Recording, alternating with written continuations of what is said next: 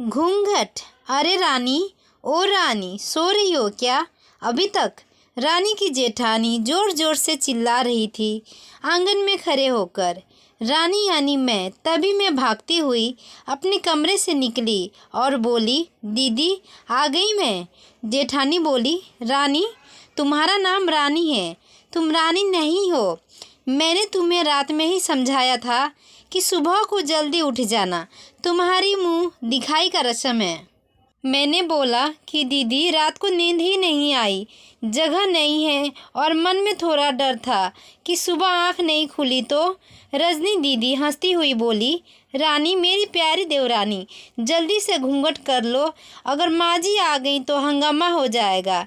मैंने घूंघट किया ही था तभी माँ जी वहाँ आ गई और करकराती आवाज़ से बोली, चलो अब क्या यहीं गपशप मारती रहोगी तुम दोनों? हमने चलना शुरू ही किया था तभी माँ जी ने रजनी दीदी के कंधे पर हाथ रखा और बोली, पता है ना कहाँ से जाना है और कैसे जाना है? माँ जी ने बोला कि जब भी कोई बड़ा तुम्हारे सामने खड़ा हो तो हमेशा घूंघट में रहना और कम से कम अपने बड़ों के सामने आना और बिना घूंघट के तो कभी नहीं। रजनी दीदी कुछ बोली ही नहीं, बस अपना सिर हिलाकर हाँ बोल दिया।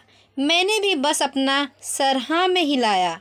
माँ जी के जाने के बाद मैंने पूछा, रजनी दीदी आप तो इस कलर हो और इन सब चीज़ों को कैसे निभाते हो?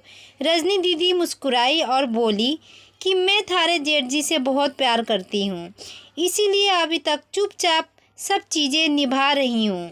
मैं कुछ नहीं बोली और चुपचाप रजनी दीदी के साथ घर के बाहर वाले कमरे में जाकर बैठ गई।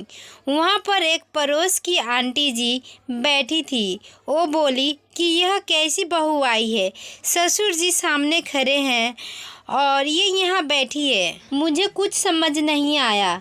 मतलब रजनी दीदी बोली कि आंटी जी अभी नई बहू है, यहाँ के रीति रिवाज सीखने में थोड़ा समय लगेगा। रजनी दीदी मुझे वहाँ से उठाकर मेरे कमरे में छोड़ दी।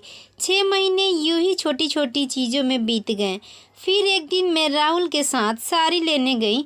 राहुल का फ़ोन आया और वो दुकान के बाहर बात करने चला गया। साड़ी की दुकान पर मैं बेढक होकर साड़ियाँ देख रही थी। तभी साथ में बैठे हुए अंकल जी खांसे, एक बार, फिर 2 बार, फिर 3 बार। मैंने साड़ी वाले भैया से बोला कि भैया इन अंकल जी को पानी दे दो, बहुत खांसी हो रही है इन्हें। अंकल जी भड़क उठे और बोले, क्या बदतमीज़ लड़की है ये, कुछ शर्म लिहाज है या नहीं इसे? दुकान पर हंगामा देख राहुल बाहर से भागकर अंदर आया और अंदर आते ही अंकल जी के पैर छू कर बोले, मामा जी आप यहाँ? मैं घबरा के दुकान से बाहर निकल आई, एक लंबा घूंघट करके गाड़ी में बैठ गई। राहुल बाहर आया और गाड़ी में बैठकर गाड़ी बहुत तेज़ चलाने लगा। मैंने धीमी आवाज़ में बोला, गाड़ी बहुत तेज़ चला रहे हो, कहीं एक्सीडेंट ना हो जाए। हम घर पहुँचे ही थे तभी माँ जी ज़ोर ज़ोर से चिल्लाते हुए बाहर आई, देखो आ गई ये रानी, साहिबा ख़ानदान की इज्जत मिट्टी में मिलाकर। तभी रजनी दीदी आई और बोली, माँ जी मेरे शादी को 6 साल हो गए हैं, मैं अभी तक मामा जी को नहीं जानती, ये कैसे जानेगी? माँ जी जोर से चिल्लाई, देखो कैसे चप्पड़ चप्पड़ जबान चल रही है इस रजनी की। अभी राहुल सबकी बात काटते हुए बोले कि माँ ये दोनों सही बोल रही हैं, अगर ये हमेशा घूंघट करके रहती हैं तो ये मामा जी को कैसे पहचानेंगी? और माँ आज मामा जी के फ़ोन पर तुमने पूरे घर की शांति को भंग कर दिया। ये है वही समाज है जिसने सीता मैया पर भी उंगली उठाई थी।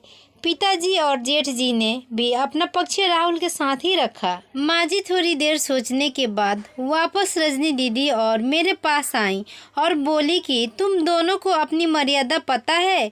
मुझे उम्मीद है कि तुम अभी भी मेरा सिर शर्म से नीचे नहीं झुकने दोगी। हम एक ही परिवार के सदस्य हैं, हमें शांत रहना है, अच्छा वक्त हो या बुरा वक्त, हर सदस्य को अपनी मर्यादा पता है। माँ जी ने मुझे और रजनी दीदी को गले लगा लिया। तो दोस्तों अगर ये कहानी आपको अच्छी लगी तो लाइक कीजिए, सब्सक्राइब कीजिए, शेयर कीजिए और इस टॉपिक पे आपकी क्या राय है हमें कमेंट करके ज़रूर बताइएगा। वीडियो को देखने के लिए आपका बहुत बहुत धन्यवाद। अच्छे रहिए, स्वस्थ रहिए।